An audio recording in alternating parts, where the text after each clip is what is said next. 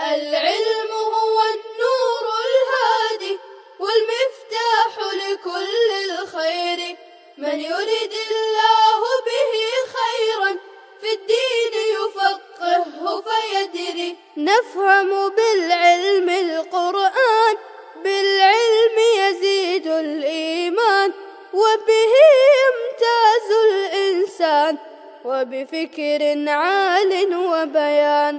تنزل بالعلم الرحمات، بالعلم تنال الجنات، وبه ترتفع الدرجات، وتضاعف فيه الحسنات. العلماء يخشون الله إذ عرفوا آيات الله.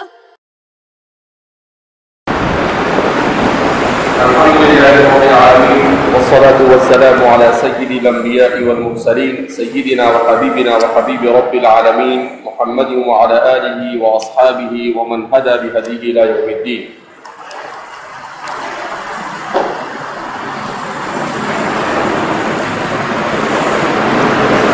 وروى ابن عيينة وغيره عن عمرو بن دينار عن جابر قال أطعمنا رسول الله صلى الله عليه وسلم لحوم الخيل ونهانا عن لحوم الحمر.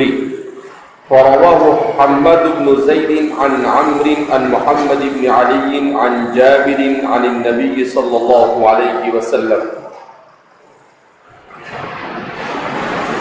امام مسلم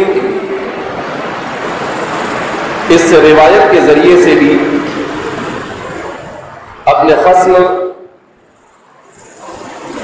پر یہ الزام اور یہ دلیل ٹھوکنا چاہتے ہیں کہ لقاء اور سماع یہ ارسال سے بھی مانع نہیں ہے، اس لیے کہ عمرو بن دینار اور جابر بن عبداللہ رضی اللہ تعالی عنہ، ان دونوں کے درمیان لقاء یہ ثابت ہے، مگر اس کے باوجود بھی انہوں نے محمد بن علی فرواه حماد بن زید عن عمرو عن محمد بن علی عن جابر، محمد بن علی کے واسطے سے اس روایت کو نقل کیا، اور سفیان بن عیینہ کی روایت میں وہ ساقط ہے۔ تو امام مسلم فرماتے ہیں کہ سفیان بن عیینہ کی روایت یہ ناقص ہے حماد کی روایت کے مقابلے، اس لیے کہ حماد کے یہاں پر محمد بن علی کا اضافہ ہے، اور سفیان بن عیینہ کے یہاں پر یہ اضافہ نہیں ہے اور انہیں ساقط کیا گیا ہے۔ تو اس سے امام مسلم یہی ثابت کرنے کی کوشش کر رہے ہیں کہ اس طرح سے اگر محدث اپنی روایت میں کہیں پر کسی راوی کو ساقط کر دیتا ہے تو امام مسلم کا دعویٰ ہے کہ روایت میں راوی کو حذف کرنے یا اسے ذکر کرنے سے کوئی بہت زیادہ فرق نہیں پڑتا، اسی لیے عنعنہ کے باب میں امکان لقاء کافی ہے، یہ ان کا مستدل ہے، اسی لیے عنعنہ کے باب میں امکان لقاء یہ کیا ہے؟ کافی ہے، اور یقینی طور پر ثبوت لقاء یہ ضروری نہیں ہے۔ البتہ اس سلسلے میں محدثین کا کہنا یہ ہے کہ حماد ابن زائدہ کی یا حماد ابن زید دونوں نام بیان کیے جاتے ہیں، ان کی روایت کے راجح، کیوں؟ لأنه اتم و اکمل، اس لیے کہ وہ تمام اور کامل و مکمل ہے۔ اسی لیے حماد ابن زائدہ کی اس روایت کو امام بخاری نے بھی اپنی کتاب میں نقل کیا ہے باب لحوم الخیل میں، اور خود امام مسلم نے بھی باب اکل لحوم الخیل میں اس کو ذکر کیا ہے۔ اور ان دونوں حضرات نے، خود امام مسلم نے بھی اور امام بخاری نے بھی سفیان ابن عیینہ کی روایت کو نہیں نقل کیا ہے ارسال کی وجہ سے۔ کس کی وجہ سے؟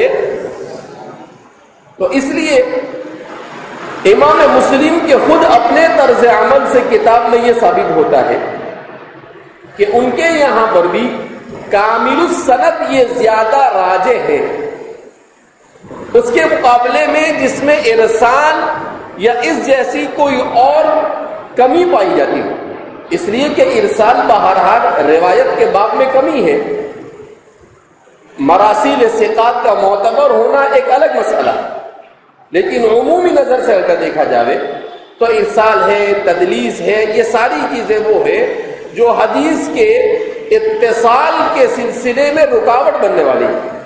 لہذا اس بنا پر امام مسلم کا یہ دعویٰ اگرچہ اپنے کتاب میں وہ اس کو ذکر کرتے ہیں، مگر حقیقت کے اعتبار سے امام مسلم کا خود طرز عمل اس بات کی نشاندہی کرتا ہے کہ انہوں نے بھی اپنی اس روایت کو، سفیان کی روایت کو نقل نہیں کیا، جبکہ یہاں مقدمے میں دونوں کو صحیح قرار دے رہے ہیں۔ تو اس لیے امام مسلم کا اس سے استدلال کرنا یہ محل نظر ہے۔ بہرحال اس میں ایک مسئلہ یہ ہے کہ لحوم الخیل کا کیا حکم ہے ائمہ امصار کے نزدیک۔ تو جمہور اس کے سلسلے میں بلا کراہت مباح ہونے کے قائل، جمہور فقہاء امصار اس کے سلسلے میں کہ اس کا گوشت بلا کراہت مباح ہے۔ حضرت صحابہ میں حضرت عبداللہ بن زبیر، حضرت انس بن مالک، حضرت اسماء بنت ابی بکر اور حضرت سوید بن غفلہ اور حضرات تابعین میں عطاء اور شریح وغیرہ، اور مشہور ائمہ میں ابراہیم نخعی، امام صاحب کے استاد حماد بن ابی سلیمان، امام شافعی، امام احمد، اور احناف میں سے امامین صاحبین بھی، امام ابو یوسف اور امام محمد بن الحسن اور امام داؤد ظاہری اور جمہور محدثین اس کے بلا کراہت اباحت کے قائل ہیں۔ البتہ اس کے گوشت کے مکروہ ہونے کے قائل ہیں حضرات صحابہ میں سے سیدنا حضرت عبداللہ ابن عباس اور ائمہ اربعہ میں سے امام مالک اور امام ابو حنیفہ۔ امام صاحب نے تو یہاں تک کہ لکھا ہے یأثم بأکلہ ولا یسمى حراما، اس کے کھانے سے گنہگار ہوگا، البتہ اسے حرام نہیں کہا جائے گا، یعنی اس کے مکروہ تحریمی ہونے کی طرف اشارہ کیا امام صاحب نے۔ تو امام صاحب کے نزدیک اسے مکروہ تحریمی قرار دیا گیا۔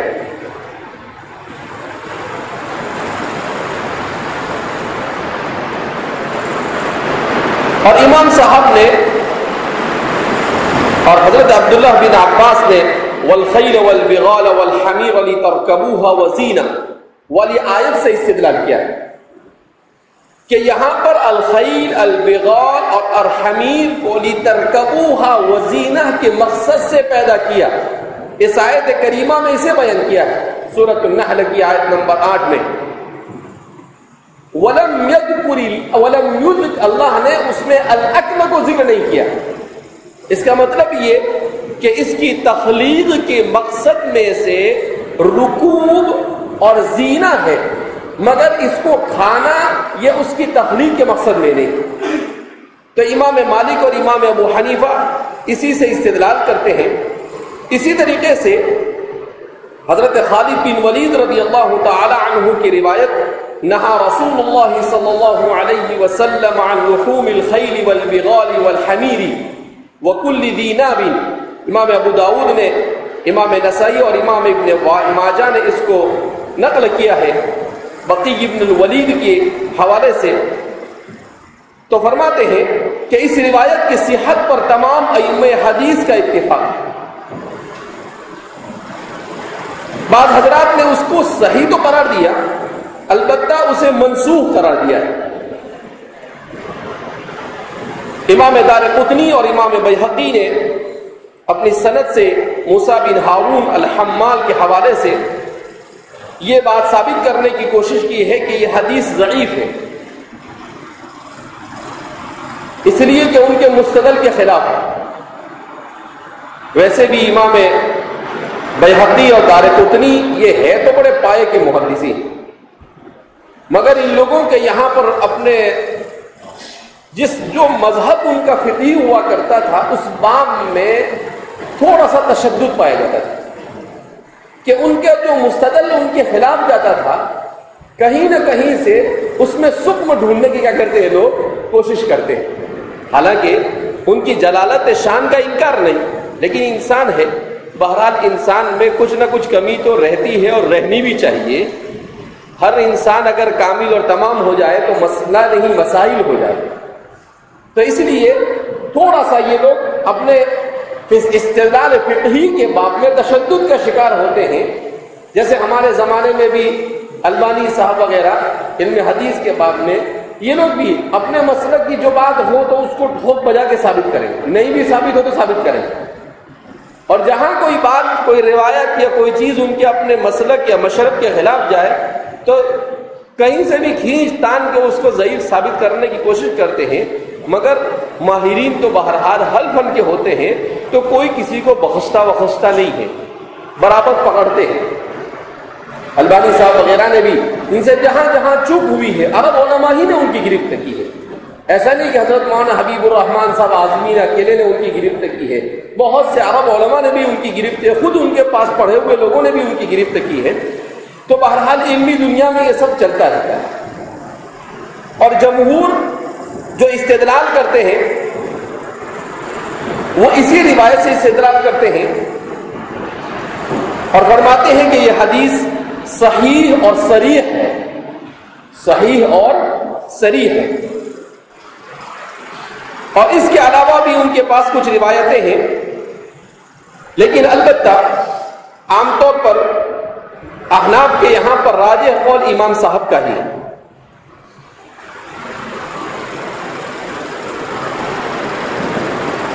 اسی طریقے سے دوسرا مسئلہ ہے کہ گھوڑے کا گوشت، اس میں اختلاف ہوا، البتہ صحیح یہ ہے کہ وہ مکروہ تحریمی ہے۔ تو گدھے کے گوشت کے سلسلے میں کیا مسئلہ ہے؟ تو اس سلسلے میں جمہور صحابہ اور تابعین اور حضرات تبع تابعین اس کی تحریم کے قائل ہیں کہ اس کا گوشت حرام ہے، اس لیے کہ اس باب میں احادیث میں خاص طور پر سیدنا حضرت علی کرم اللہ وجہہ رضی اللہ عنہ کی روایت، ان رسول اللہ صلی اللہ علیہ وسلم نہى عن مطعة النساء یوم خیبر وعن لحوم الحمر الانسیة، کہ آپ صلی اللہ علیہ وسلم نے عورتوں کے ساتھ متعا کرنے سے یوم خیبر کے دن منع کیا، اور یوم خیبر فی اواخر حیات رسول اللہ صلی اللہ علیہ وسلم، نبی کریم صلی اللہ علیہ وسلم کی زندگی کے آخری ایام میں پیش آتا ہے۔ تو اس کے بعد اس کے حلت کے اوپر اور کوئی دلیل نہیں۔ وعن لحوم الحمر الانسیۃ، اور پالتو گدھے کے سلسلے میں بھی آپ صلی اللہ علیہ وسلم نے منع کہ ایک ہے الحمر الانسیہ اور ایک ہوتا ہے الحمر الوحشیہ، دونوں الگ الگ ہیں۔ تو حمر انسیہ یعنی اہلی اور جن کو پالا جاتا ہے ان کے سلسلے میں تو یہ حکم ہے. البتہ حمر وحشیہ جس کو ہم لوگ کہتے ہیں، کیا کہتے ہیں، وہ کب چترا آتا ہے اس کا کلر کالا اور سفید، زیبرا کہتے ہیں اس کو، زیبرا، اس کو عربی زبان کے اندر میں الحمر الوحشیہ کہا جاتا ہے. تو اس کے سلسلے میں یہ کہنا ہے کہ بھئی چونکہ وہاں پر یہ علت نہیں پائی جاتی الرکوب والزینہ، کہ اس کا استعمال اس کے لیے نہیں ہے، لہذا وہاں پر یہ حکم آتا نہیں ہے. جمہور کا یہ کہنا ہے. اسی طریقے سے حضرت ابو ثعلبہ الخشنی رضی اللہ تعالیٰ عنہ بھی فرماتے ہیں حرم رسول اللہ صلی اللہ علیہ وسلم لحوم الحمر الاہلیہ، کہ آپ صلی اللہ علیہ وسلم نے حمر اہلیہ سے منع کیا. اسی طرح سے حضرت عبداللہ بن عمر رضی اللہ تعالیٰ عنہ کی روایت بھی ہے ان رسول اللہ صلی اللہ علیہ وسلم نہا عن اکل لحوم الحمر الاہلیہ.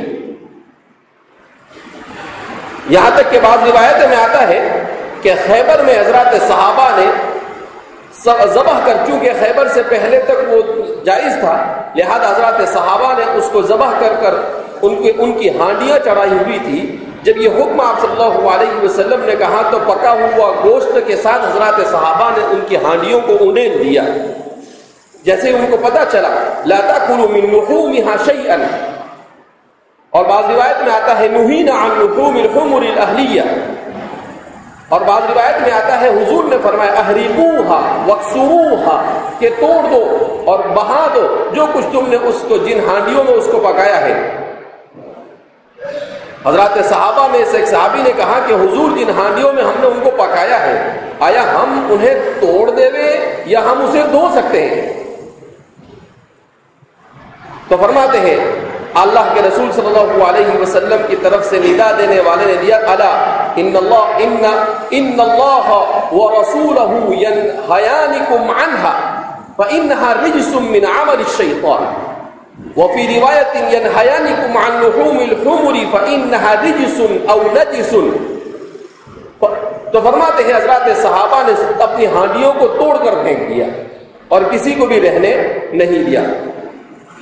البتہ حضرت عبداللہ بن عباس اور امام مالک کی اس سلسلے میں 3 روایتیں ہیں، 3 قسم کے ان کے مسلک ہیں. اس میں سے ایک مسلک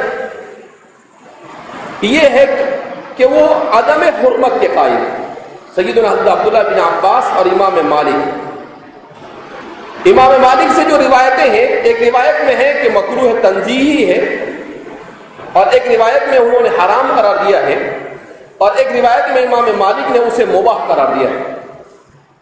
البتہ امام نووی فرماتے ہیں کہ امام مالک کے یہ مسلک اخیر تک نہیں رہا، اخیر میں وہ تحریم کے قائل ہو گئے تھے جو جمہور کا مسلک ہے. جب تک کہ ان کو روایتیں مکمل طور پر نہیں پہنچی تھی، وہاں تک کہ ان کا اس باب میں مسلک کبھی حرمت اور کبھی عدم حرمت کا رہا. لیکن جہاں پر صحیح روایتیں ان کو پہنچ گئی تو پھر اس کے بعد انہوں نے بھی اپنی آخری عمر میں اس کی حرمت کا قائل ہو چکے تھے. بہرحال تو جمہور کا مسلک کے سلسلے میں یہ ہے کہ یہ جائز نہیں ہے. امام آگے بیان کرتے ہیں وَهَذَا النَّحْوُ فِي الرِّوَایَاتِ كَثِيرٌ يَكْثُرُ تَعْدَادُهَا وَفِيمَا ذَكَرْنَا مِنْهَا كِفَایَةٌ لِذَوِي الْفَهْمِ. اور کہا اس طرح کا طرز عمل محدثین کے یہاں پر کثرت دیکھا جاتا ہے کہ کوئی راوی کسی ایک واسطے کو اپنی روایت اور اپنی سند میں ذکر کرتا ہے اور کبھی دوسرا راوی اسے نہیں ذکر کرتا ہے. یکثر تعداد ہوا، کہا اگر میں اس کو بیان کرنے بیٹھوں تو اور بھی بہت ساری مثالیں بیان کر سکتا ہوں. وفیما ذکرنا منها کفایۃ لذوی الفہم، البتہ سمجھدار کے لیے اتنا ہی کافی، سمجھدار کے لیے اتنا ہی کافی ہے. امام مسلم کا یہ کہنا ہے. بارہ امام مسلم اس کے ذریعے سے اپنے اسی مسلک کو ثابت کرنے کی کوشش کر رہے ہیں، لیکن جیسا کہ کہا گیا کہ جمہور کے مسلک کے خلاف ہے، اور صحیح یہی ہے کہ اس باب میں اسقاط اور عدم اسقاط کی صورت میں جہاں پر سند تام ہوتی ہے محدثین اسے راجح قرار دیتے ہیں، اسے حجت قرار دیتے ہیں، اور جہاں پر سند میں کچھ نہ کچھ کمی پائی جاتی ہے تو اسے اس کے مقابلے میں مرجوح قرار دیتے ہیں اور کبھی کبھی اسے ناقابل حجت قرار دیتے ہیں۔ فَإِذَا كَانَتِ الْعِلَّةُ عِنْدَ مَنْ وَصَفْنَا قَوْلَهُ مِنْ قَبْلُ فِي فَسَادِ الْحَدِيثِ وَتَوْهِينِهِ إِذَا لَمْ يُعْلَمْ أَنَّ الرَّاوِيَ قَدْ سَمِعَ مِمَّنْ رَوَى عَنْهُ شَيْئًا إِمْكَانَ الْإِرْسَالِ فِيهِ لَزِمَ تَرْكُ الْاحْتِجَاجِ فِي قِيَادِ قَوْلِهِ برواية من يعلم أنه قد سمع ممن روى عنه إلا في نفس الخبر الذي فيه ذكر السماع، لما بينا من قبل عن الأئمة الذين نقلوا الأخبار أنهم كانت لهم تارات يرسلون فيها الحديث إرسالا ولا يذكرون من سمعوه منه، وتارات ينشطون فيها فيسندون الخبر على هيئة ما سمعوا فيخبرون بالنزول فيه إن نزلوا وبالصعود إن صعدوا كما شرحنا ذلك عنهم، وما علمنا أحدا من أئمة السلف ممن يستعمل الأخبار ويتفقد صحة الأسانيد وسقمها مثل أيوب السختياني وابن عون ومالك بن أنس وشعبة بن الحجاج ويحيى بن سعيد القطان وعبد الرحمن بن مهدي ومن بعدهم من أهل الحديث، فتشوا عن موضع السماع في الأسانيد كما ادعاه الذي وصفنا قوله من قبل، وإنما كان تفقد من تفقد منهم سماع رواة الحديث ممن روى عنهم إذا كان الراوي ممن عرف بالتدليس في الحديث وشهر به، فحينئذ يبحثون عن سماعه في روايته ويتفقدون ذلك منه كي تنزاح عنهم علة التدليس، فمن ابتغى ذلك من غير مدلس على الوجه الذي زعم من حكينا قوله فما سمعنا ذلك من أحد ممن سمينا ولم نسم من الأئمة۔ امام مسلم کیا فرماتے ہیں کہ فَإِذَا كَانَتِ الْعِلَّةُ کہ علت ان لوگوں کے نزدیک جن کے قول کو ہم نے ذکر کیا فی فساد الحدیث و توہینہ، کہ حدیث کے فساد کا مطلب کیا ہے؟ حدیث کے نادرست ہونے پر، حدیث کے نادرست ہونے پر، اور اس کے توہین کا مطلب کیا ہے؟ چونکہ مصنف شدید الغضب ہے یہاں پر، اس لیے اس طرح کے الفاظ استعمال کر رہے ہیں، اپنے غصے کا اظہار کر رہے ہیں الفاظ کے ذریعے سے، اپنے ما فی الضمیر کو الفاظ میں خوب اچھی طرح سے بیان کرنے کی کوشش کر رہے ہیں۔ تو فرماتے ہیں کہ حدیث کے باب میں جن لوگوں نے یہ تشدد اختیار کیا ہے اور انہوں نے حدیث کو نامعتبر اور غیر مناسب سمجھا ہے، اذا لم يعلم ان الراوی قد سمع ممن روى عنه شيئا امکان الارسال فيه، کہ اذا لم يعلم، کہ جب معلوم نہ ہو سکے کہ راوی جس سے وہ روایت نقل کر رہا ہے اس نے کچھ سنا یا نہیں، تو اس میں ارسال کا امکان ہوتا ہے، اس میں کس کا امکان ہوتا ہے؟ ارسال کا۔ لزم ترک الاحتجاج فی قیاد قولہ، تو اس کے قول کے مطابق، فی قیاد قولہ یعنی اس کے قول کے مطابق وہ حدیث اس قابل حجت نہیں ہوگی۔ لزمہ ترک الاحتجاج، اس پر لازم ہوگا کہ وہ احتجاج کو ترک کر لے، یعنی ناقابل حجت ہوگی وہ حدیث اس کے نزدیک۔ بروایت من یعلم انہ قد سمع ممن روى عنہ، اس روایت کے مقابلے میں جس کے بارے میں یہ پتہ چل جاوے کہ جس سے وہ روایت کر رہا ہے اس نے براہ راست سنا،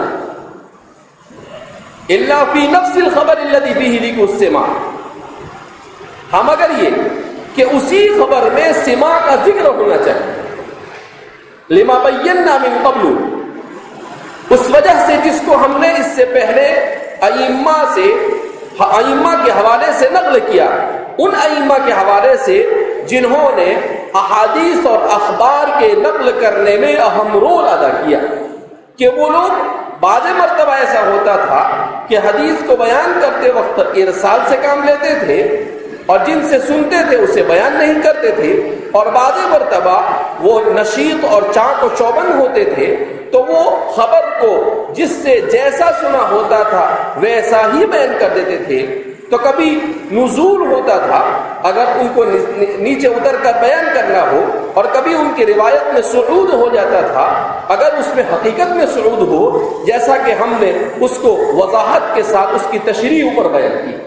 امام مسلم کیا فرما رہے ہیں کہ بھائی اس سلسلے میں सीधी सी बात यही समझ में आती है कि ये जो लोग ये कहते हैं कि जब तक के लिक़ा का इम्कान साबित ना हो, एक मर्तबा लिक़ा साबित ना हो, वहां तक कि हदीस अनाना मुअतबर नहीं। तो हमने जो इतनी सारी मिसालें पेश की, इन मिसालों की रोशनी में उनका मसलक ये होना चाहिए कि जहां पर हदीस में सराहतन सिमा का जिक्र होगा वो मुअतबर, और जहां पर सराहतन हदीस में सिमा का जिक्र नहीं होगा कि उसने उस रावी से सुना है, तो वो मुअतबर नहीं होनी चाहिए। किसके कौल के मुताबिक? जो इस बात का कायल है कि लिक़ा जरूरी है, जो लिक़ा की जरूरत के कायल है, उनके कौल के मुताबिक उसी हदीस में इसका जिक्र होना चाहिए। मुसन्निफ कह रहे हैं, जबकि ऐसा नहीं है, मतलूब ये नहीं है। उनका ये कहना है कि जिंदगी में एक मर्तबा कहीं पर भी लिक़ा साबित, जिंदगी में एक मर्तबा कहीं पर भी, लेकिन इमाम मुस्लिम फरमाते हैं कि ये शर्त आप ऐसी कैसे शर्त लगाई आपने कि जिंदगी में एक मर्तबा नहीं।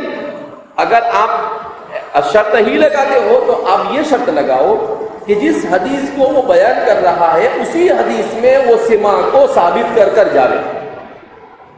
इसलिए कि हमने किबार मुहद्दिसीन के हवाले से आपके सामने 4 रिवायतों पर जिक्र की। उन चारों रिवायतों में कभी कोई रावी किसी को साकित कर देता है और वही रावी कभी उसको बयान करता है, कभी कोई रावी साकित करता है तो दूसरा रावी उसको बयान कर देता है। तो इस तरह की मिसालों से ये पता चलता है कि ये हजरत मुहद्दिसीन के यहाँ पर उनके नशात तबा पर मौकूफ था। तो इमाम मुस्लिम का यही कहना है कि फिर आपको सीधा सीधा ये कहना होगा कि भाई जिस रिवायत को भी सही साबित करना हो, मुत्तसिल साबित करना हो, उसी में उसके सिमा को साबित करना होगा, वरना वो रिवायत मुअतबर होगी नहीं। मुसन्निफ सिर कमा शरहना ज़ालिका कि इतनी सारी मिसालों से समझाया और मैं तुझे कितना समझाऊं। वमा अलिमना अहदम मिन अइम्मतिस सलफ, और हमने अइम्मा सलफ में से किसी के बारे में नहीं जाना, मिम्मन यस्तअमिलुल अखबार, जो अखबार को इस्तेमाल करता है। का मतलब क्या है? जो अखबार का माहिर, अखबार को इस्तेमाल करने का मतलब क्या है? जो इल्म रिवाया का माहिर हो, यानी इस्तेमाल करने का मतलब बार बार इस्तेमाल करना, यानी वो उसमें महारत रखता हो। क्योंकि इमाम मुस्लिम ये 2री-3री सदी के आदमी है, तो जाहिर सी बात है जो इबारत लाते हैं उस इबारत के अंदर में अपनी तरफ से जो भी उनकी इबारत होती है उस इबारत में थोड़ी सी पेचीदगी हुआ करती है। वयतफ़क़्क़दु सिहहतल असानीदी व सक़महा, और वो हदीस के सही या उसके सकीम होने की जुस्तजू करे, जैसे अय्यूब सख्तियानी, इब्न औन, मालिक इब्न अनस, शुअबत इब्न हज्जाज, यहया इब्न सईद अल-क़त्तान, अब्दुर्रहमान इब्न महदी, और उनके बाद जितने भी मुहद्दिसीन गुजरे हैं, वमन बअदहुम मिन अहलिल हदीस, अहले हदीस खुश हो जाते हैं। कहते को अपना तज़किरा है। इमाम मुस्लिम ने भी अपने को कहा वमन बअदहुम मिन, अरे बेवकूफ़ों के बाप, मिन अहलिल हदीस से मुराद यहाँ पर वो अहले हदीस नहीं है जिसको तुम जिक्र कर रहे हो।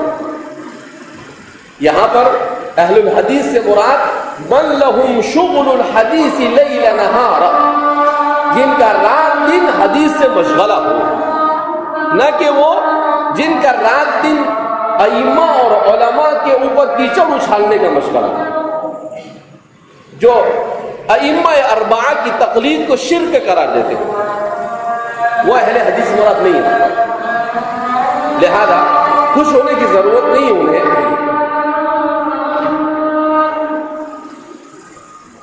वरना तो बाद लोग कहते हैं कि भाई अगर ऐसे ही सिर्फ जाहिरी अल्फाज से तुम साबित करो, तो कहा कि इमाम हजरत इब्राहिम अलैहिस्सलाम हनफी थे। इब्राहिम अलैहिस्सलाम क्या थे? इसको कौन सा बयान करता है? कुरान बयान करता है। ما كان ابراہیم یہودیا ولا نصرانیا ولکن كان حنیفا مسلما. تو اگر تم بھی ایسے اٹھا پٹک پکڑنا شروع کر دو تو ایسا نہیں کہ ہم بھی خاموش بیٹھے. تم حدیث سے بیان کرو تو ہم سیدھا کہاں پہنچ جائیں گے؟ قرآن پہ پہنچ جائیں گے. لیکن بہرحال ہم سمجھتے ہیں کہ بھائی وہاں پر حنیف کا مطلب کیا ہے اور یہاں حنیف کا مطلب نہیں کرے، لیکن تم اگر کرو تو ہم بھی کر سکتے ہیں. بہرحال فتشوا عن موضع السماع فی الاسانید. تو کہا کہ یہ اتنے بڑے بڑے محدثین ایوب سختیانی، ابن عون ہے، مالک بن انس ہے، شعبۃ بن الحجاج ہے، یحییٰ بن سعید القطان ہے، عبد الرحمن بن مہدی ہے، اور ان کے بعد جو بڑے بڑے محدثین ہوئے ہیں، تو کہا کہ کیا انہوں نے احادیث کی اسانید کے اوپر تحقیق اور جستجو نہیں کی؟ انہوں نے قصب نہیں کیا ہے. كما ادعاه الذي وصفنا قوله من قبل. غصہ تھوڑا سا ان کا ٹھنڈا ہوتا ہے اور پھر غصہ آتا ہے ان کو. تو بولتے ہیں جیسا کہ اس شخص کے دعوے کے سلسلے میں ہم نے بیان کیا جو اپنے اس قول کا قائل ہے کہ بھئی حدیث معنعن کے ثبوت کے لیے لقاء کا ہونا کیا ہے؟ ضروری ہے. امکان لقاء کافی نہیں ہے. وَإِنَّمَا كَانَ تَفَقُّدُ مَنْ تَفَقَّدَ مِنْهُمْ سِمَاعُ رُوَاةِ الْحَدِيثِ مِمَّنْ رَوَى عَنْهُمْ. اب تو وہ کیا فرماتے ہیں کہ یہ جو کبار محدثین ہے یہ بھی اسانید کے اوپر فیصلہ کیا کرتے تھے اور اتنا زیادہ سختی سے کام نہیں لیتے تھے جتنا زیادہ سختی سے تم کام لے رہے ہیں. امام مسلم کہہ رہے ہیں اپنے خصم کو. ہاں فرماتے ہیں جہاں پر تفقد کی ضرورت ہوتی ہے روات کے سماع کے سلسلے میں وہاں پر وہ تفقد کرتے ہیں، لیکن ہر جگہ پر روات کے سماع کے سلسلے میں تفقد کا التزام محدثین نے نہیں کیا ہر جگہ پر.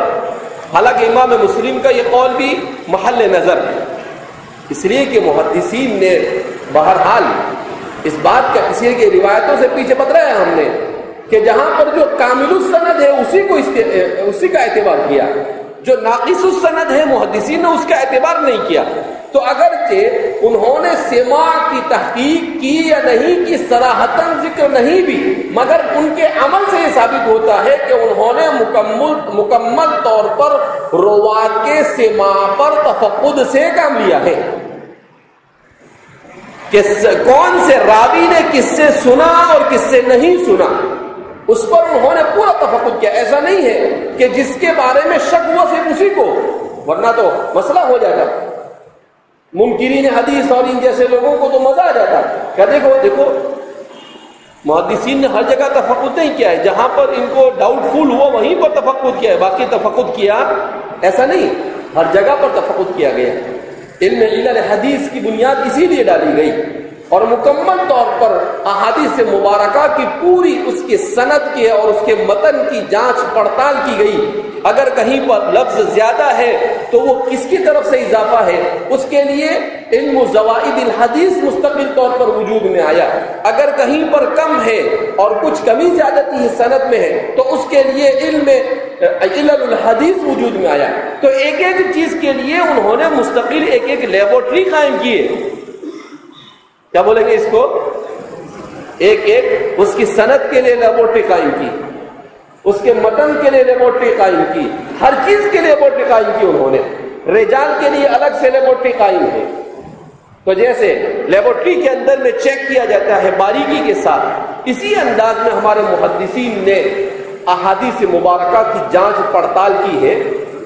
ورنہ ہم دیکھتے ہیں کہ آدمی 2 منٹ پہلے کچھ بات سنتا ہے اور اس کے بعد 10 منٹ کے بعد جا کر آپ دیکھو تو کوئی کچھ کہتا ہے، کوئی کچھ کہتا ہے، کوئی کچھ کہتا ہے. اللہ کے رسول صلی اللہ علیہ وسلم کے فرامین کے سلسلے میں اگر ہمارے محدثین نے ایسے بے مثال کارنامے انجام نہ دیے ہوتے تو شاید ہم تک کہ اس کا عشر عشیر بھی نہیں پہنچتا. تو یہ اسی لیے ممکن ہو سکا.